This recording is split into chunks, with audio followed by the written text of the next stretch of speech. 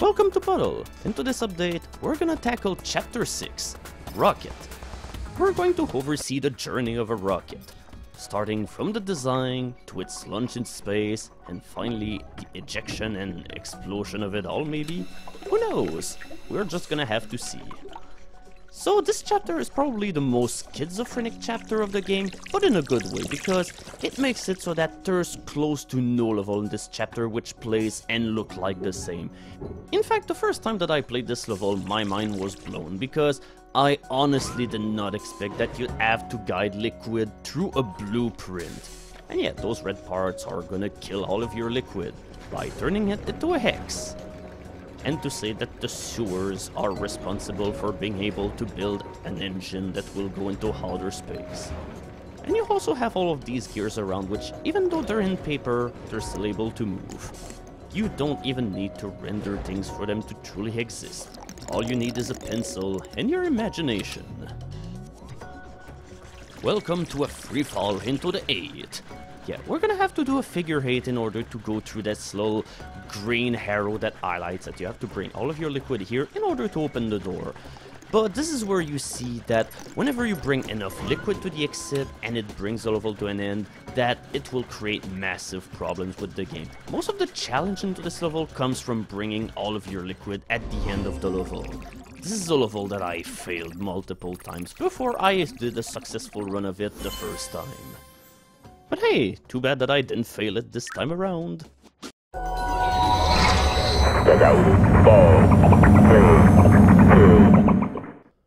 Well, it's a good thing that there's only 2 people into the world of Puddle, because that sign saying that people will be shot on sight would have been bad news. So it's about time to launch that rocket, and we're gonna do it at full speed! After seeing how slow the liquids are into this game in general, this level may come as a bit of a shock because everything moves pretty much at turbo speed.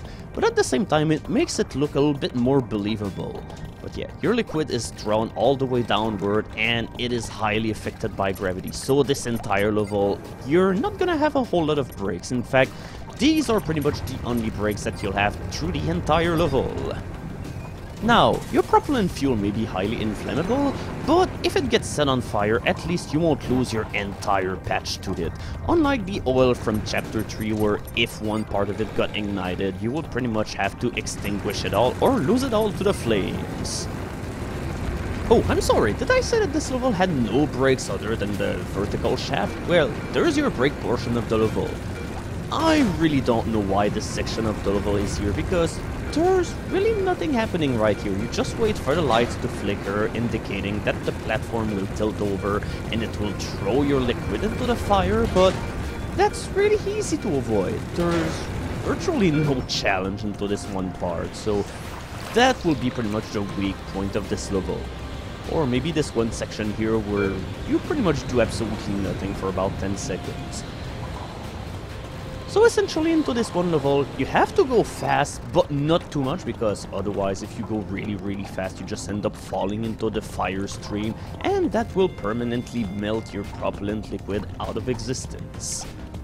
In order to ensure that the turnstiles aren't going to spin out of control whenever you're landing on it, make sure that you land into the center of it all, because this will ensure that it will not start spinning around and throw off your liquid at the bottom of the pit where it will fry. And yeah, this is misleading because you can go into that fire stream without dying, but yeah, you can do that. I used to make such a huge deal about this last portion of the level, only to realize that, hey, you could do that all along. So essentially this level is all about speed, but you also must bring in all of your liquid because it counts a whole lot. So this is where the chapter starts taking a turn for the pretty crazy. In this level, tilting the screen will not move the liquid around, but it will move everything else. By using the arrows, you can make all of these blades spin around, and you must use them in order to knock off your aerosine all over the space station. It's a pretty calming and zen looking level until you realize that this whole place is a death trap waiting to happen, when all of your liquid can horribly melt around when thrown into the electricity. But at least the level do cut you some slack, as you will see here, because When you send your liquid across the electric streams, it do bounce off, so you won't lose all of your liquid, but with that said, it's such a huge blow, and you're not afforded to lose a whole lot of liquid here. But it's just a really nice feeling to see all of this huge mass. Okay, maybe it's not huge anymore, but it was huge at some point. Oops. We're just gonna drift to our imminent doom. As much as this game can be pretty zen at times, you also have to admire the fact that you're just slowly staring at your imminent doom and you're absolutely powerless to change the fate of this story. And now you can do really daring stunts into this level in order to go a whole lot faster, because holy shit, that was really nice. Okay, that was really nice until I knocked my liquid all over the place. Will we eventually manage to bring all of our liquid together? Maybe. Holy shit, I can't believe that I actually managed to do it. After having done such a save, there is no way that I can fail this level now. Okay, or maybe I... Oh, no!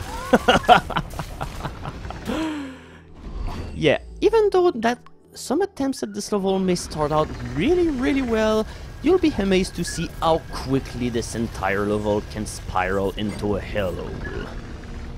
When your liquid is going really fast, you have very little control over what's happening, because you have to make sure that you're rotating your blades really well in order to send your liquid drifting into the right direction. This is pretty much chirurgical precision that we're looking at right here. Honestly, the first time that I played this level, I really was wondering what the hell was going on with the testers of this game, because as you might have seen with my attempt right here, I pretty much pulled the entire level perfectly, so... yeah, even with my basic time, it was not even enough to get a gold medal, and even though I was quite overhit, well, you can see that you still have to do a performance that pretty much matches what I've been able to do here. And the worst thing about this is, there's another level of this. It's not that I hate the gimmick behind those levels, but they're just so unforgiving about the medals that it just becomes a chore to pretty much get the gold medals on it. And this level really doesn't start off easy neither, because you have to rotate all of these blades in order to get them out of the way of your liquid. Otherwise, you pretty much stop your liquid dead in its track, and it will take you forever to get into the second portion of this level. Oh, and also, the second level is a whole lot longer than the first one too, so you definitely have to be more careful. Now, you might think that this is an attempt that is going really well, but this game has other plans for you, my boy. Yeah, you really don't need to do a whole lot in order to screw up an attempt into this one level. It usually is possible to get you out of any jam or situation that you end up in, but sometimes it can be really hard just to find your way through the level. Yeah, I pretty much started the level at full speed, and I'm pretty much gonna end it on a whimper. And that is assuming I even finish it, because holy shit, I almost sent my liquid right into the electricity stream. Alright, we gotta do a gentle push all around this place. You thought I was kidding when I was gonna say we were gonna end it on a whimper? Well, here we go. We're gonna end it really slow. Really slow. Alright, hurry up, go to the end already! Whew. And that'll be it for the adventures of the Zero Gravity Liquid. Yeah, that's usually what your end level graph will end up looking like whenever you'll play this level for the first time. Only though usually you won't end up with any kind of medal at all. So, the Zero Gravity levels really had an interesting idea, but like I said, the levels can be really frustrating to play. But at least this level is a whole lot more fun and far more straightforward. Yeah, into this level, you're controlling the obstacles, as well as the devices that allow you to finish the level at all. You have to unlock the mechanism that keeps your liquid trapped in there by powering it up with the electricity. But the thing is, you also must not fry your liquid, and as you progress more and more to this level, it will become more tricky because the devices will start having more and more trickier patterns. In order to succeed into this one level, you have to be really patient. After a few tries, you can pretty much develop a strategy for this one level because the machine will always follow the same pattern. There is no randomization or anything, but with that said, it can still be pretty tricky, and sometimes you're thrown into situations that you are not ready to deal with. And even when you know the pattern, it can still be pretty hard because there's no way to discern which part of the electricity will go first and all of this because they're indistinguishable for each other. And yeah, just in case that you didn't know, and in fact I didn't even talk about it yet, but Kerosene 50 is just a liquid that can be used in order to act as rocket fuel. But I didn't read this part on Wikipedia, which said that Hydrazine 50 will be used in order to be sent into zero-gravity locales, and you'd have to avoid a whole lot of electricity streams that will pretty much murder your entire liquid and will leave your rocket stranded into space. This is a really gloomy state of affair. So here we go, folks, final level of the chapter, and this one is a real doozy. In fact, this is probably one of the hardest levels in the entire game. Yeah, first of all, you do need to know the level layout ahead of time because otherwise your liquid will be murdered. And you have all of these ridiculously narrow jumps. Yeah, this is definitely not an easy place to navigate. And you definitely cannot make this jump without any kind of preparation beforehand. And it looks as if that we pretty much wasted the rest of our attempt, but it didn't really go in well. So let's try again with a little less stupid. Now that we know the level layout, let's do it while keeping our liquid together. So not only this level has a really tricky layout, but it's rendered harder by the fact that the entire perspective on this level has been reversed. Instead of your liquid falling down, well, it's floating upwards, so you pretty much will have to reverse your screen in order to see this level the way it's intended. And in turn, this makes this level even more confusing because there are parts where you need a lot of control in order to do all of the maneuvers that you have to do in order to make it through this level in one piece. And finally, did I say that this level is trial and error? Because here it is again. You pretty much have to guess that this one jump isn't coming. So let's zoom back all the way here at a place where we have more liquid. So instead of trying to do a daring leap by launching ourselves up this ramp and all of this, we're just going to slow down and take a whole lot of leeway all the way back in order to be able to finally hit this button and make our way back into the final stretch of the level.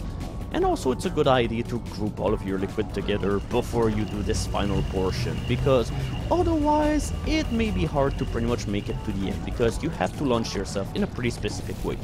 Yeah, you must not go too fast, and while you're doing the jump, make sure that you tilt your camera forward in order to send your liquid going so that all of your liquid on the back will be able to make the jump too. And there we go! Our rocket is headed into the stratosphere, and this is how this chapter ends.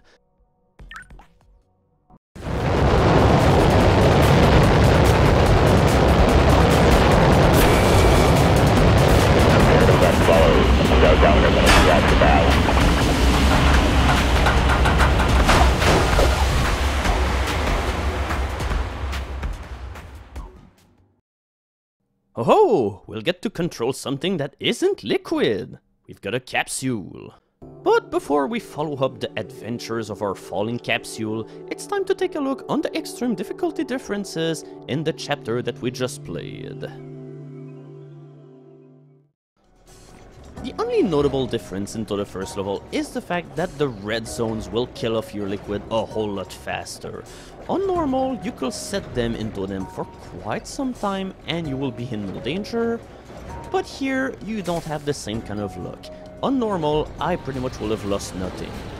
Into this level, the turnstiles are a whole lot more sensitive, so it's a whole lot harder to keep all of your liquid into check. This is where falling into the center of the turnstile come handy. Level 3 and 4 don't really change things a whole lot, but instead they just make it so that any mistake is punishable by death. Because on normal, you will bounce off against those electricity streams. Not anymore, you just instantly fry up and it's all over. Level 5 is harder mainly because the lock requires far more power to activate, so you'll be into this level for quite longer. And being in there longer means you'll have to be even more patient and even more careful. To cap off things, getting a gold medal on this level will be a lot harder. You don't get a freebie like on normal. as for the final level of the chapter, there's absolutely no changes. At least, that's what the designers want you to think. Oh ho ho, there is a change, but you'll have to wait until the very end of the level in order to find it.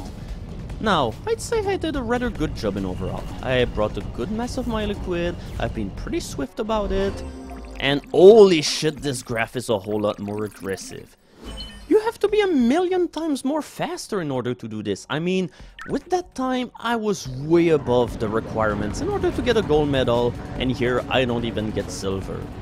So, how the hell are we going to do this? We'll figure it out in the next video, where I do the extreme gold medal run of the rocket chapter.